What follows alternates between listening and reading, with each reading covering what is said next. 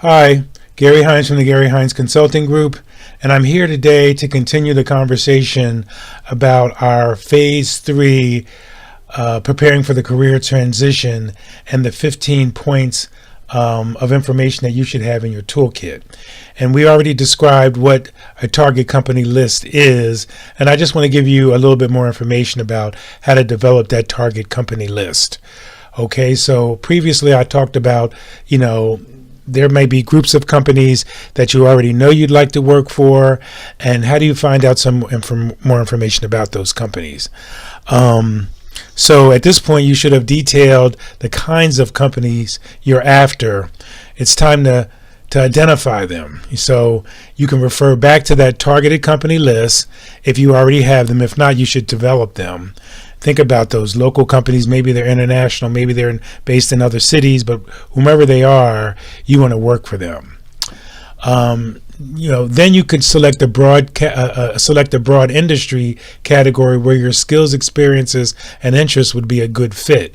Examples would be healthcare, consulting services, consumer products, and of course, they could change depending on your background: technology, education, workforce, things like that. So counseling. Next, you want to begin to research specific organizations that meet your criteria in each of those industries.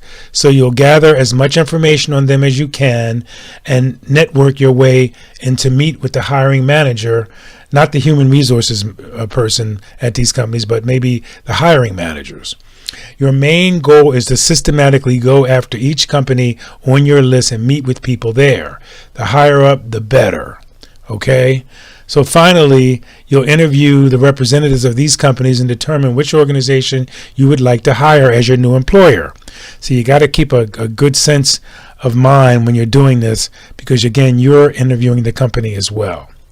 All right? So here's some sources to begin your research on these companies. Friends, families, colleagues, neighbors that might know the inside scoop at some of your prospective target companies. Networking to find current or past employees and hearing what the organization is like firsthand.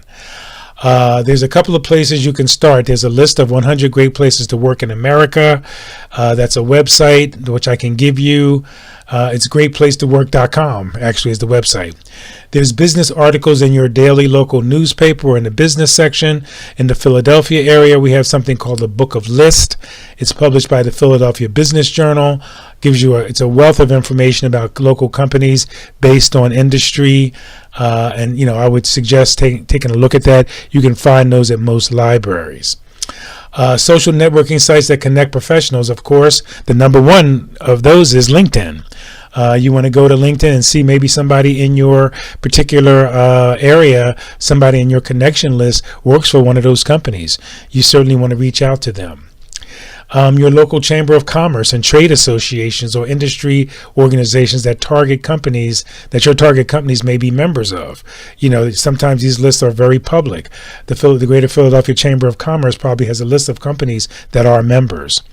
Prospective companies' websites and downloadable annual reports. A lot of people are making these things available these days.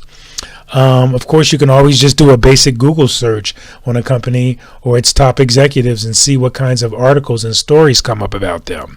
You want to build your history and your background and your knowledge up about these companies, so when you go in to talk to somebody, when you start a conversation with somebody you meet online that might work for one of these companies, you have something to talk about. You have some background. So that's the key piece.